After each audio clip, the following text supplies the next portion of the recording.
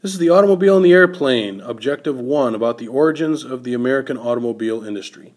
Now, what we're going to take a look at in this first objective is how the automobile industry came to be and how we eventually get cars like this. This car that we see here in the slide is a very sleek design and the result of a lot of changes over the years. Every stage of the game adding an improvement that gives us the high-performing vehicles that we see today. But of course, as we know, the cars didn't always look like this. In some cases, they looked like this, late 60s, early 70s, and this was considered an improvement off of this model from the 1950s. Now you can see the white wall tires and the tail fins in the back and everything like that. But even this model obviously still had a long way to go before we got to the modern vehicle that we have today. And yet it was still an improvement over this. This is a model from the late 1930s, early 1940s, and you can see by the hood ornament here, it's a Mercedes-Benz, and it's a pretty standard classic vehicle, although nowhere near as fancy as the cars that we have today, or might even have someday. I really don't think we're ever going to see anything like this. I just thought it was kind of funny to throw this in there. But when you take a look all the way back at the history of the automobile, past the sleek models that we have right now, to the models of the late 60s, early 70s, to the tail fins and the white wall tires of the 1950s classic cars, to the Mercedes of the late 1930s and early 1940s. It really all comes back to something as simple as this, and this man, frankly. These were the original cars. You can see the crank down here, the crank models to get the car started, and the classic Model T basic black design. At the beginning, I don't think anybody was looking forward, including this guy, Henry Ford. I don't think anybody was looking forward to the models that we currently have right now, but everything has to have a start, and back in the days of the late 1800s, early 1900s, this vehicle is the one that is the most important. This vehicle is the one with the greatest design. This vehicle is the one that sets everything in motion for all the later cars that we would have eventually later on. Also, this guy, Henry Ford, eventually would make mass production even more efficient than it already was in the late 1800s through the assembly line concept. Many factories were doing things in a mass production sense. Henry Ford is the one who really perfected it. But before we talk about Henry Ford, we want to make sure we're giving credit to where credit is due, to one other guy in particular as well. Now that man is Ransom Olds, who eventually created the Oldsmobile. Now automobiles and gasoline engines were invented in Europe, but it was guys like not just Henry Ford, but also Ransom Olds, pictured here, that perfected the model. This is a picture of the original Oldsmobile that Ransom Olds came up with. As you can see, it's very similar, or you will see in later slides, it's very similar to the quadricycle that Henry Ford came up with. Ransom Olds actually, when he was trying to test out this version of the quadricycle, it was successful enough that he did get the Oldsmobile automobile company started. And Oldsmobile would be a force in car manufacturing throughout the 20th century. I'm not too certain that they make any Oldsmobiles anywhere anymore, but until recent years, it was right up there with Ford, Chrysler, all these different brands, creating great automobiles for the American public. But again, it's Henry Ford who probably has the greatest legacy on the automobile with his quadricycle. At least that's what he called it. The public referred to it as the horseless carriage, and it would later be known as the automobile, the automated carriage that would give you full mobility without the use of horses.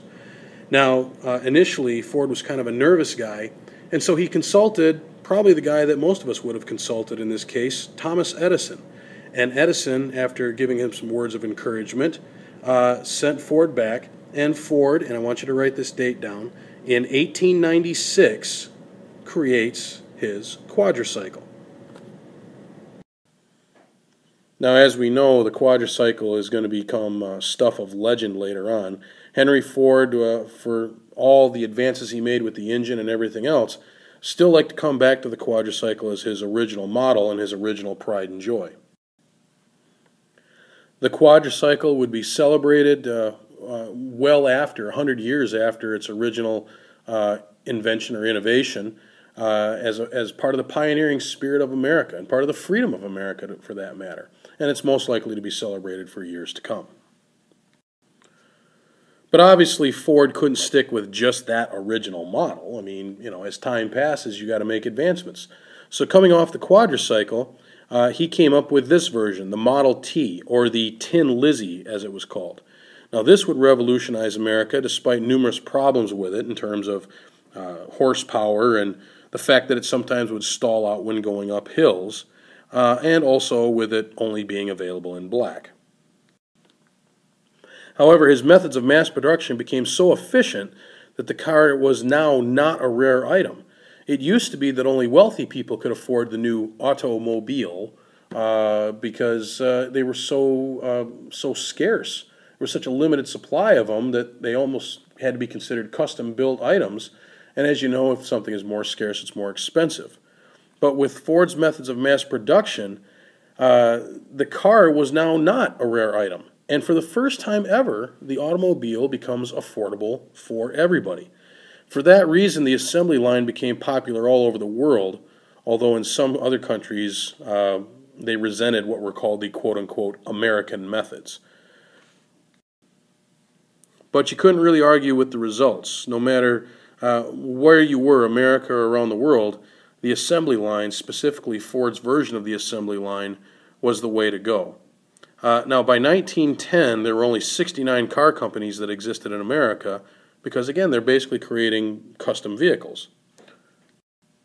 By 1913, Ford, and I want you to jot that date down, please. In 1913, Ford creates the assembly line itself, and that increases production dramatically. Also, jot this date down. In 1914, Ford Auto Company produces its 500th Model T. Now that Model T, of course, it would be a high watermark. You could see the levels of production going up and up and up, and people really wondered if the Ford Auto Company could take it any higher, or if anybody in the world could really take their production any higher than it was. Well, he did.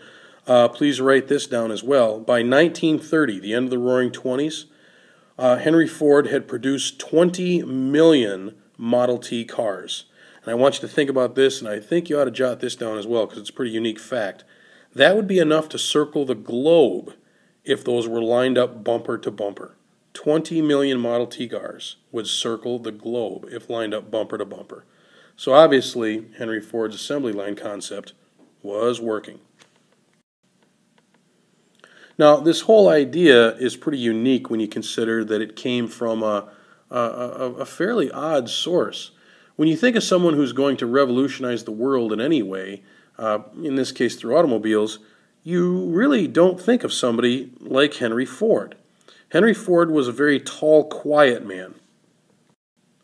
In his youth, he was very poorly educated, and all the way around was kind of a socially and culturally awkward type. He didn't have necessarily the best people skills. He just kind of liked being in the shop and tinkering around with the engines. Henry Ford devoted his entire life to developing the automobile and eventually the assembly line. Now, he had to fight a series of lawsuits by ALAM, A-L-A-M, the American licensed automobile manufacturers, which was basically a monopoly in car building. They were the ones who were controlling all the prices. They were the ones who were controlling all the patents. They were the ones who were controlling everything involved with automobile production. And Henry Ford, in order to get his company started and produce his automobiles, had to go to court with ALAM on a number of occasions to make that happen. Eventually, the courts found their way with him, or sided with him, I should say, and he was able to start producing his automobiles. One thing that most people don't know about Henry Ford is that he also really liked to race cars. It was his way of proving how good his engine was, and he was very passionate about racing. This is the original 1999 model. And eventually, Ford gives up the driver's seat to a guy named Barney Oldfield. Now, you probably have never heard of him, but in the history of race car driving, Barney Oldfield's a bit of a legend. Ford got Barney Oldfield his start in his in his 999 model.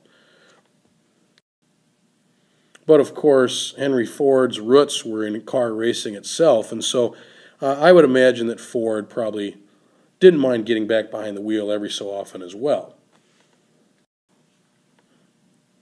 But Ford Auto Racing, with or without Henry Ford behind the wheel, or with or without Barney Oldfield behind the wheel, became a very prominent part of the racing scene in the early 1900s. Actually, on a trip from New York to Seattle, Ford's Model T, or a race from New York to Seattle, Ford's Model T was the one that actually won the race. So Ford, well into his older years, was extremely passionate about the design of cars and racing them as well. But probably the greatest legacy of Henry Ford, beyond just automobile production, went into the business sphere of things. Now, we have seen various legacies left behind by Cornelius Vanderbilt and Rockefeller's design of horizontal integration and Carnegie's design of vertical integration, which also eventually included a horizontal model as well. Carnegie's ideas of giving back to the public. But Henry Ford did Carnegie one better, you could argue, in this particular sense. Henry Ford, more than Vanderbilt, Carnegie, Rockefeller, or any of those guys, offers high wages to his workers, which revolutionized the American business model. Most employers were giving their workers very limited wages and trying to keep as much of the profits for themselves. But Ford believed he could get a better quality of product and more motivation from his workers to produce that quality of product if he would offer them very high wages. Now, this concept, his business concepts, not just with regard to the automobile, but business concepts that anybody could follow, the idea of mass production of affordable products with high worker wages became known as Fordism. And that is something that you're going to want to remember, not just as something in the automobile industry, but a model like vertical and horizontal integration that is still being practiced by businesses across the world today. Fordism is, once again, the mass production of affordable products, a high volume of products so people can afford them, and treat your workers well. Give your workers really high wages so the craftsmanship is high. Again, this doesn't seem like it'd be anything more than common sense, but at the time, it was a brilliant concept and a great contribution and a great legacy by an industrial giant, Henry Ford. Okay, that's it. Thanks for listening.